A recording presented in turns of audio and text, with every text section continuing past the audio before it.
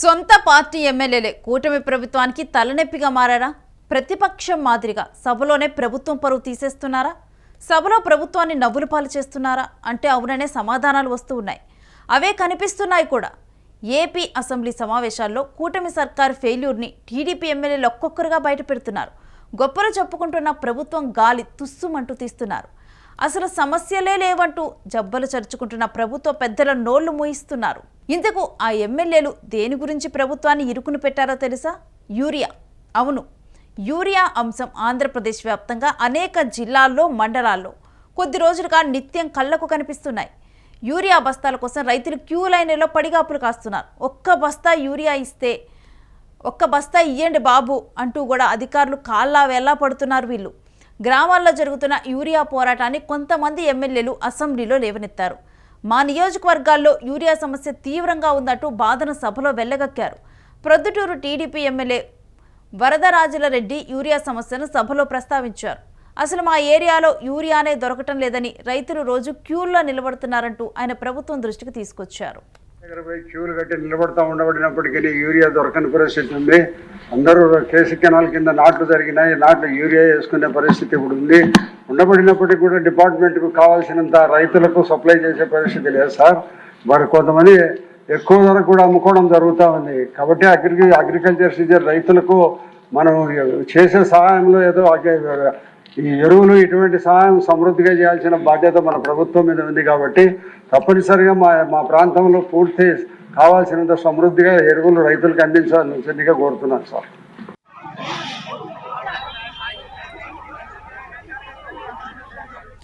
విజయనగరం జిల్లా Bobbili MLA RVS కేకే రంగారావు సైతం ఇదే ఇబ్బందిని సభలో తీసుకొచ్చారు. యూరియా వల్ల ఈ ఏడాది రైతులకు తీవ్ర నష్టం కలిగిందన్నారు. తీవ్ర కష్టం వచ్చిందన్నారు. వచ్చే ఏడాది రాకుండా చూసుకోవాలంటూ అసెంబ్లీ సాక్షిగా ప్రభుత్వానికి ఆయన సలహా ఇచ్చారు. అందరికీ తెలిసిందే, ఫెర్టిలైజర్స్ విషయంలో కొంత మన రైతాంగం ఇబ్బంది పడుతున్నారు అధ్యక్ష. ముఖ్యంగా తమ దృష్టికి, సభ దృష్టికి రైతుల తరపున ఉన్నటువంటి అపోహ నేనేం తెద్దాం అనుకుంటున్నానంటే, మనం నానో డిఏపిని, నానో యూరియాని పెద్ద ఎత్తున మనం ప్రచారం చేస్తున్నాం. ఒక రైతుల్లో ఉన్నటువంటి అపోహ ఏంటంటే 50 కేజీలు యూరియా బస్తా, 50 కేజీలు డిఏపి బస్తా చేయనటువంటి పని ఒక 5 కేజీలు 5 లీటర్లు లిక్విడ్ కానీ సాలిడ్ కానీ ఎలాగ చేస్తుంది అన్నటువంటిది రైతుల్లో ఉన్నటువంటి అపోహ అధ్యక్ష.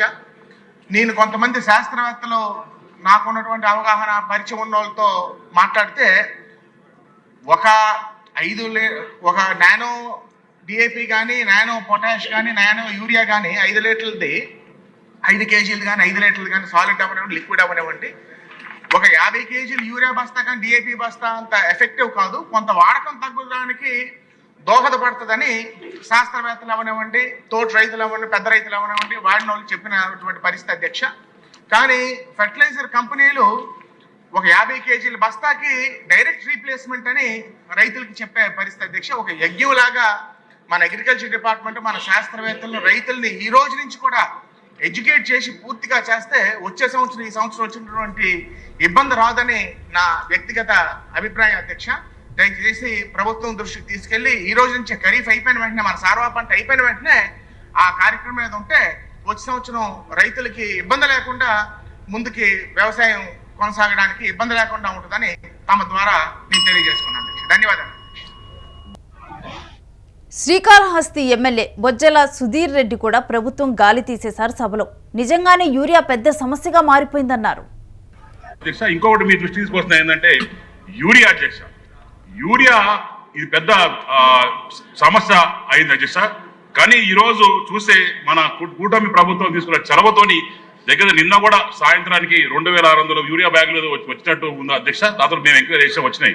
కానీ మన ప్రభుత్వంలో కొంతమంది ఏం చేస్తున్నారంటే అది ఇచ్చేటప్పుడు కంపల్సరీగా గ్రోమర్ అను లేకుంటే ఇంకోటి కొనాలని చెప్పి రైతుల మీద ఒత్తిడి చేస్తున్నారని చెప్పి మాకు వచ్చిన అధ్యక్ష. దయచేసి తమరు మరి కన్సర్న్ మినిస్టర్ గారికి ఇచ్చి వాళ్ళకి ఆదేశాలు ఇచ్చి దయచేసి యూరియానే కష్టంగా ఉంటే వచ్చేదానికి ఇబ్బందిగా ఉంటే అది ఇవ్వడం పోయి దాంతోపాటు గ్రోమోర్ ఇంకోటి కొనాలంటే రైతులు ఇబ్బంది పడతారు. దయచేసి మీరు దృష్టి పెట్టి కన్సర్న్ డిపార్ట్మెంట్ చెప్పాలని ధన్యవాదాలు.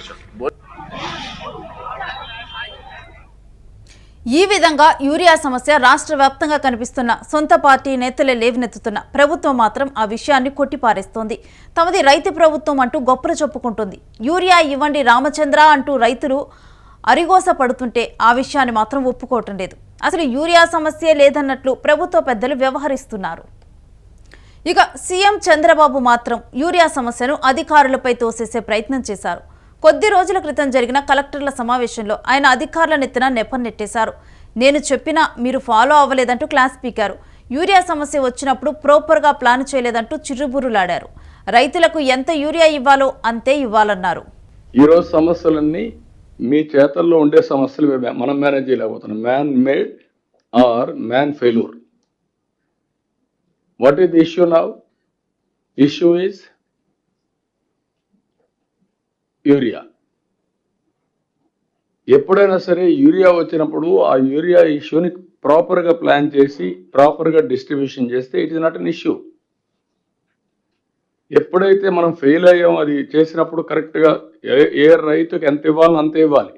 ఇప్పుడు అన్ని డిపార్ట్మెంట్లో నేను వచ్చిన ప్రక్షాళన చేశాం. యూరియా సప్లైలో ప్రక్షాళన చేయాలి.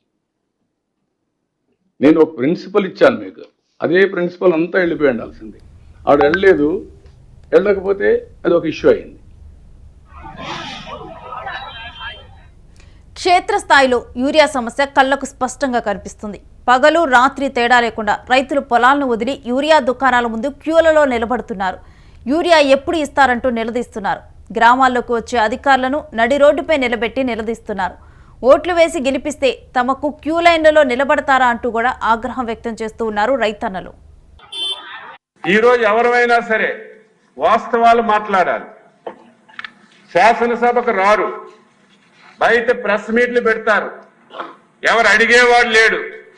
ఇష్టానుసారంగా ఏ ఒక్కరైనా సరే వాస్తవాలు చెప్పాలి. ఈ రోజు నేను శాసనసభ ద్వారా శాసనసభలో ఉన్నటువంటి సభ్యులకే కాదు, రాష్ట్రంలో ఉన్నటువంటి ప్రజలకి, రైతాంగానికి, వ్యవసాయ శాఖ మీద ఉన్నటువంటి వాస్తవాలన్నీ తెలియజేస్తాం. ఒకవేళ ఏవైనా లోపాలుంటే సరి చేసుకుంటాం.